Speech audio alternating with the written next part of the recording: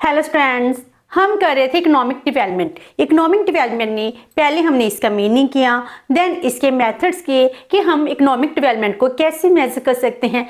And आज हम इस सेशन में करेंगे डिटर्मिनेंट्स और factors of economic development.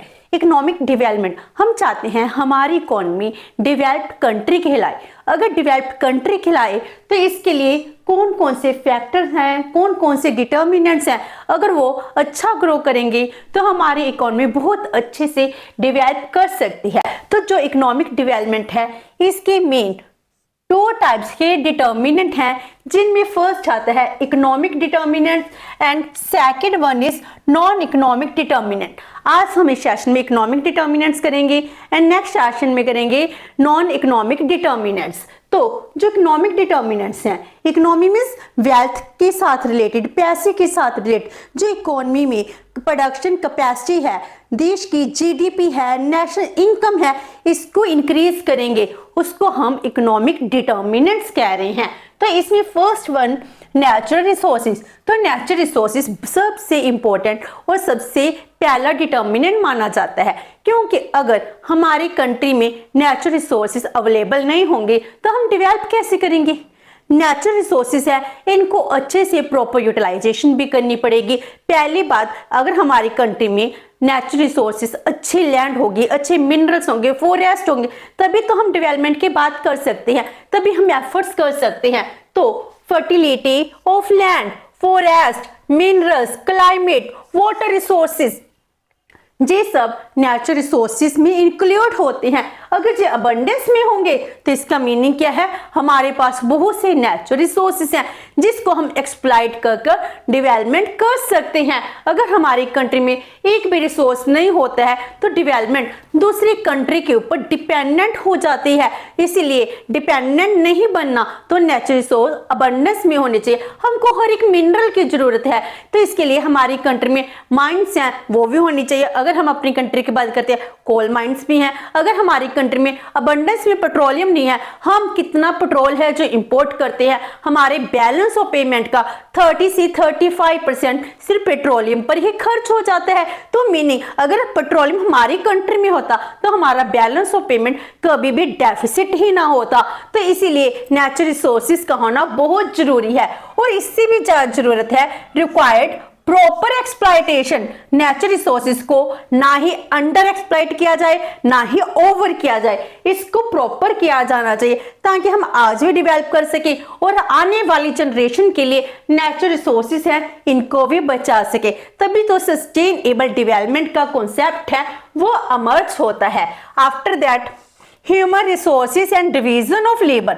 Human resources, natural resources को प्रॉपर एक्सप्लॉइट करने की जरूरत है। इसको एक्सप्लॉइट करेगा कौन, हमारे ह्यूमन रिसोर्सेज। तो ह्यूमन रिसोर्सेज जब तक अच्छे से डेवलप नहीं होगी, स्किल्ड नहीं होगी, एजुकेटेड नहीं होगी, उसकी अच्छी हेल्थ नहीं होगी, तब तक वो देश के लिए डेवलपमेंट में अपना सहयोग नहीं दे सकती है। अगर हम अपनी पॉपुलेशन की बात करते हैं, अगर हमारी पॉपुलेशन लेजी है तो हम काम नहीं करेंगे। आज के टाइम में हमारी यंग जनरेशन जो 15 ईयर्स से लेकर 60 ईयर्स तक है, जब प्रोडक्टिव एज कहलाती है, इसमें हमारी पॉपुलेशन क्या है, सोशल मीडिया की एडिक्टेड हो चुकी है।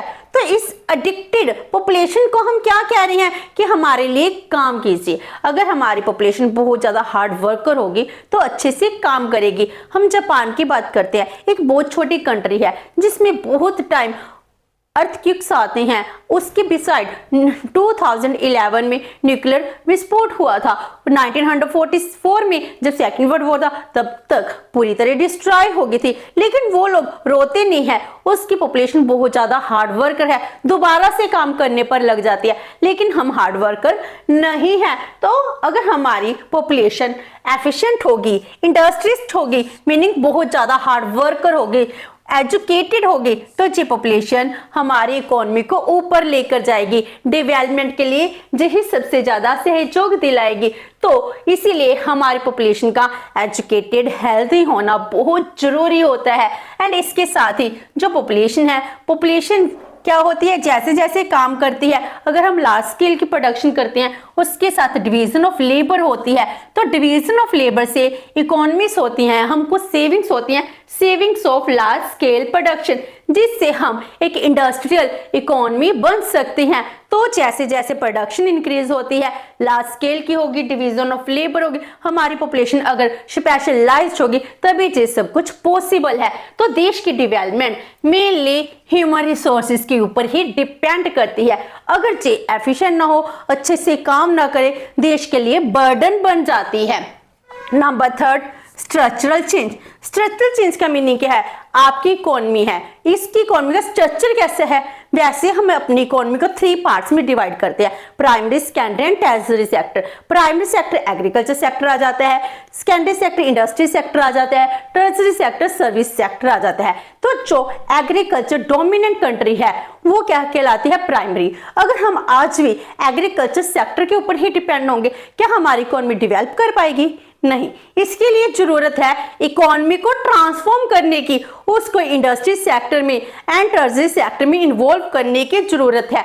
जैसे हम डेवलप्ड कंट्री की यूएसए, यूके, जापान की बात करते हैं, इन कंट्रीज में जो देश की पॉपुलेशन है उसकी 2 से लेकर 5% तक पॉपुलेशन है जो एग्रीकल्चर एक्टिविटीज में इन्वॉल्व है। लेकिन हमारी कंट्री जिसमें 40% पॉपुलेशन एग्रीकल्चर सेक्टर पर ही डिपेंडेंट है, तो इसका स्ट्रक्चर चेंज करने की बहुत ही ज्यादा जरूरत होती है। स्ट्रक्चर चेंज भी डिफाइन करता है इकोनॉमिक डेवलपमेंट को। अगर एग्रीकल्चर है तो मीनिंग बैकवर्ड सोसाइटी है, बैकवर्ड इकोनॉमी है, अंडर डेवलप्ड है। अगर वो इंडस्ट्री सेक्टर या फिर टर्शियरी सेक्टर में इन्वॉल्व होगी तो वो डेवलप्ड कंट्री कहलाती है। तो structure change implies the transition from a traditional agriculture society to modern industrial economy। हमने पुरानी एग्रीकल्चर सोसाइटी, एग्रीकल्चर टेक्निक की तरफ नहीं जाना, हम के आज के टाइम की इंडस्ट्रियल इकोनॉमी बनना है, इसकी तरफ मूव करना स्ट्रक्चरल चेंज कहलाता है। इससे हमारी एम्प्लॉयमेंट अपॉर्चुनिटीज हैं वो इंक्रीज होती है, टेक्नोलॉजिकल डेवलपमेंट होती है। तो जिस स्ट्रक्चर चेंज डेवलपमेंट की तरफ ही लेकर जाता है। Then size of the market, तो सबसे बड़ी रिक्वायरमेंट है। अगर हम प्रोडक्शन कर ले, अगर प्रोडक्शन सेल ही ना हो तो आपकी प्रोडक्शन का बेनिफिट कहाँ हुआ? कोई भी नहीं। इंडिया की जो पॉपुलेशन मिडिल क्लास इकोनॉमी है, तो इसमें बहुत ज्यादा कंजम्पशन है, तो हर एक इकोनॉमी यही चाहती है इंडिया से ट्रेड करे। तो इसीलिए साइज ऑफ द मार्केट बहुत बड़ा होना चाहिए। अगर लार्ज होगा वो इकोनॉमी जल्दी डेवलप कर सकती है, अगर बड़ा नहीं होगा तो वो अंडर डेवलप ही रहेगी, क्योंकि वहां के लोग प्रोडक्ट की डिमांड ही नहीं करेंगे।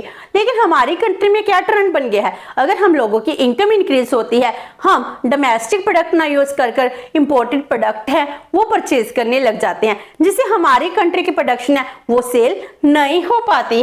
लेकिन जो मार्केट है, मार्केट हमेशा ही लार्ज होनी चाहिए। जैसे इंडिया की लार्ज इकोनॉमी है, सबसे ज्यादा पॉपुलेशन है, इसका एक एडवांटेज भी है, मार्केट है, मार्केट का साइज बड़ा है, हमारे पास ह्यूमन रिसोर्सेज की भी कमी नहीं है। डेवलपमेंट करने के लिए हमारे जो इंडियन है नंबर 1 जुगाड़ू कहलाते हैं, हर एक काम में जुगाड़ निकाल लेते हैं, कोई ना कोई प्रॉब्लम का सोल्यूशन निकाल लेते हैं। तो पॉपुलेशन के बिना डेवलपमेंट भी नहीं हो सकती है।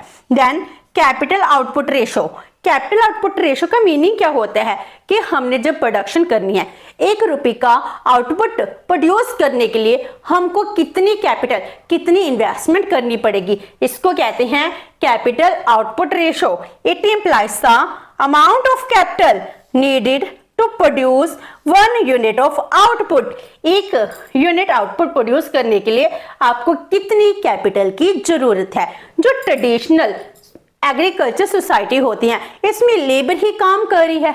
अगर पॉपुलेशन काम करेगी तो इसमें ज्यादा कैपिटल की, मशीनरी की जरूरत ही नहीं है। अगर हमारी हाई इंडस्ट्रियल इकोनॉमी हो तो 1 रुपए की प्रोडक्शन करने के लिए बहुत ज्यादा कैपिटल लगेगी। अगर लो कैपिटल रेशियो है, मीनिंग आपकी इकोनॉमी क्या है, ट्रेडिशनल एग्रीकल्चरिस्ट सोसाइटी है। अगर हाई कैपिटल रेशियो होगी, इसका मीनिंग क्या है, आपकी कंट्री डेवलप्ड कंट्री है। जैसे हम इस डायग्राम में देखते हैं, एक्स एक्सिस में ले रहे हैं rate of capital growth, Y axis में रेट ऑफ आउटपुट ग्रोथ। जैसे ए है कैपिटल आउटपुट रेशियो, एक बी है कैपिटल आउटपुट रेशियो। अगर ओए की बात करते हैं, अगर हम ओ के कैपिटल लगाते हैं, इसमें कितनी आउटपुट हो रही है, ओपी, लेकिन कैपिटल लगाई के, तो इसमें क्या है, हाई कैपिटल आउटपुट रेशियो। लेकिन बी को देखें, कैपिटल कितनी लगाई, ओके, एंड आउटपुट कितना ज्यादा हो गया, ओपी1, तो इसमें कैपिटल आउटपुट रेशियो क्या है, कम है। तो लो कैपिटल आउटपुट रेशियो किसको रिप्रेजेंट करी है?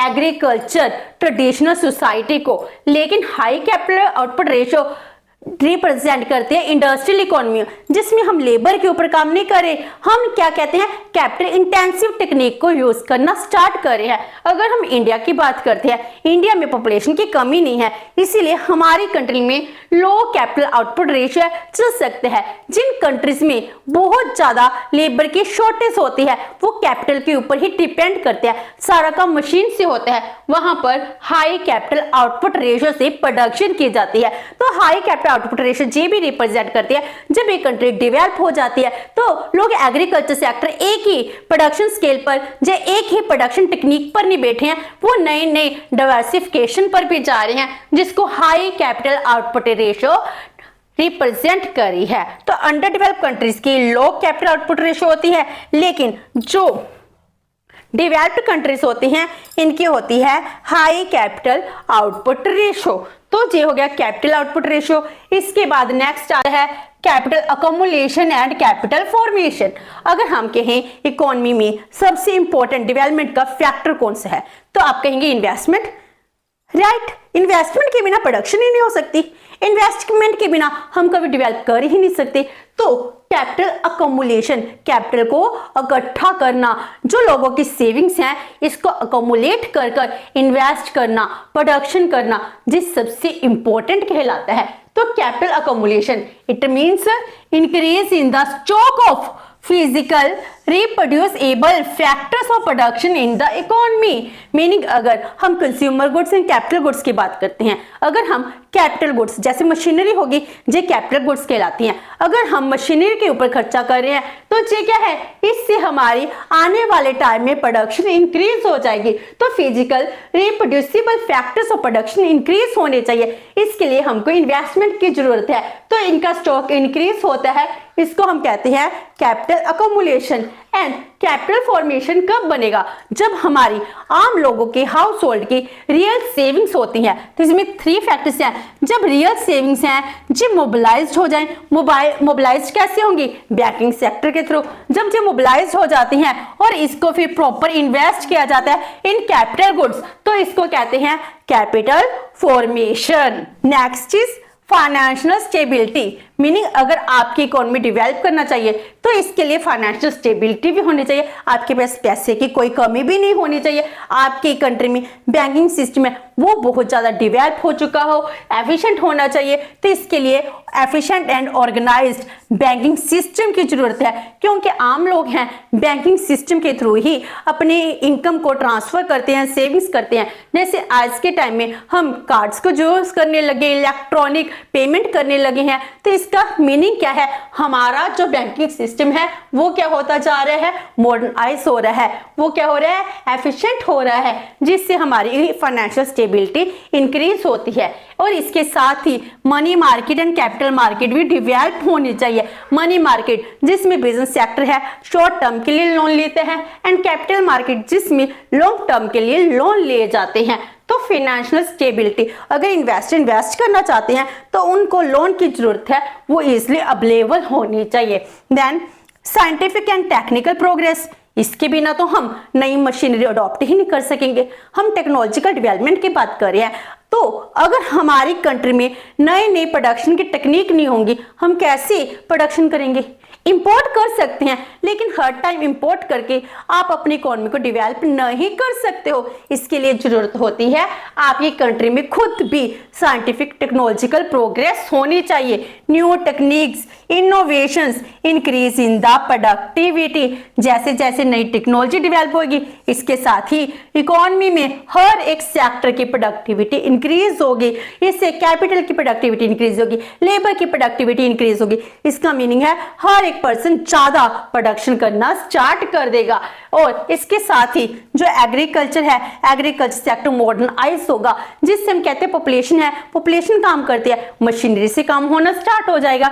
इंडस्ट्री सेक्टर है वो मॉडर्नाइज हो जाएगा, जिससे प्रोडक्शन इंक्रीज हो जाएगी। इससे क्या होता है, हमारी प्रोडक्शन कैपेसिटी है वो इंक्रीज हो जाती है। जैसे प्रोडक्शन पॉसिबिलिटी कब होता है ना, जैसे OXY, इस पर हम कंज्यूमर गुड्स की बात करते हैं। अगर Y एक्सिस पर कैपिटल गुड्स। अगर ये हमारा प्रोडक्शन पॉसिबिलिटी कर्व है, अगर साइंटिफिक टेक्नोलॉजी होगी तो प्रोडक्शन पॉसिबिलिटी कर्व है P से P1 में शिफ्ट कर जाएगा। New production possibility curve meaning अब हमारी कंट्री में क्या होगा, हम ज्यादा consumer goods and capital goods है इनको प्रोड्यूस करेंगे प्रोडक्शन पॉसिबिलिटी कर्व के थ्रू। तो जब पॉसिबल कब होगा, जब हम scientific and technological progress develop करेंगे।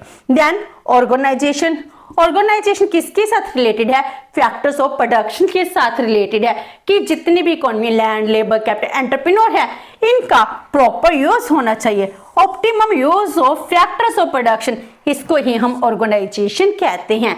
Then able entrepreneur. अगर हम फैक्टर्स ऑफ प्रोडक्शन की बात करते हैं, इकोनॉमिक्स में 4 ही फैक्टर्स ऑफ प्रोडक्शन है, land, labour, capital and entrepreneur. Entrepreneur के बिना कोई भी प्रोडक्शन पॉसिबल ही नहीं है। एंटरप्रेन्योर है जो सभी रिसोर्सेज को काम पर लगाता है, इसलिए एंटरप्रेन्योर एबल होना चाहिए, वो रिस्क को ले सकता हो, नई नई इनोवेशन में, रिसर्च में, डिस्कवरीज में बहुत ज्यादा इंटरेस्टेड होना चाहिए। देन डेवलपमेंट प्लानिंग, जैसे हम इंडिया में डेवलपमेंट प्लानिंग कर ही अपना काम करते हैं। प्लानिंग क्या है, 5 ईयर प्लान किए थे, प्लानिंग में किया कि हमने कौन से सेक्टर को कब डेवलप करना है, तो प्लानिंग के साथ ही काम होता है। अगर आपके एग्जाम्स हैं तो क्या करते हो, आप प्लानिंग करते हो, आपका जो सब्जेक्ट का एग्जाम इस दिन है, इससे पहले कितने दिन आपको कौन कौन से टॉपिक कब कब कवर करने हैं। अगर आप कोई ट्रिप पर जा रहे हो तब भी प्लानिंग करते हो, कहाँ स्टे करनी है, कहाँ खाना करना है, कितने जने जाना है, कब आना है। तो प्लानिंग के बिना कुछ नहीं हो सकता, हमारी इकोनॉमी तो बिल्कुल भी डेवलप नहीं हो सकती है। और उसके बाद आता है इंटरनेशनल डिटर्मिनेंट्स। कुछ कहते हैं इंटरनेशनल डिटर्मिनेंट्स डिफरेंट है, लेकिन जो इकोनॉमिक डिटर्मिनेंट का ही पार्ट बन जाते हैं। इंटरनेशनल डिटर्मिनेंट जैसे फॉरेन कैपिटल, फॉरेन इनफ्लो, ठीक है, foreign technology, international trade, cooperation, ये सब क्या है, इंटरनेशनल डिटर्मिनेंट्स। अगर हम फॉरेन कैपिटल की बात करते हैं, फॉरेन इन्वेस्टमेंट हमारी कंट्री में आती है, पोर्टफोलियो इन्वेस्टमेंट आती है, तो ये इंपैक्ट करते हैं। तो टेक्नोलॉजी, अगर हम टेक्नोलॉजी इंपोर्ट करें तो इसका बेनिफिट भी हमको मिल सकता है। हम इंटरनेशनल ट्रेड कर रहे हैं, इंटरनेशनल ट्रेड करने से हमारी जो लार्ज स्केल की प्रोडक्शन होगी हम उसको सेल भी कर पाएंगे, जो हमको जरूरत है हम वो इंपोर्ट भी करा सकते हैं। इस इंटरनेशनल डिटर्मिनेंट भी बहुत इंपॉर्टेंट रोल प्ले करते हैं। ये डिटर्मिनेंट्स क्या बताते हैं कि अगर आप ट्रेड करते हो, अगर आपके अच्छे रिलेशंस हैं, तो इससे क्या होगा, आपकी इकोनॉमी डेवलप कर सकती है। एंड हमको आज के टाइम में जितने भी इंटरनेशनल इंस्टीट्यूशंस है, जैसे IMF है, IBRD है, तो इनसे हमको इंटरनेशनल इंस्टीट्यूशन से टेक्निकल एंड फाइनेंशियल असिस्टेंट भी मिलती है। तो ADB बैंक भी और भी बहुत सारी फाइनेंशियल इंस्टीट्यूशंस है जो हमको हेल्प करती हैं। तो इस तरह ये सभी डिटर्मिनेंट्स हैं जो इकोनॉमिक डिटर्मिनेंट्स है, जिसके ऊपर हमारी इकोनॉमी की डेवलपमेंट है वो डिपेंड करती है। तो आज हमने सेशन में इकोनॉमिक डिटर्मिनेंट्स किया है, नेक्स्ट सेशन में हम करेंगे non economic determinants of economic development. Hope so कि आपको ये सेशन अच्छा लगा होगा। अगर आपकी कोई क्वेरी है तो post comment box, and video अच्छी लगी तो please like and share with your friends. Thank you so much and have a nice day.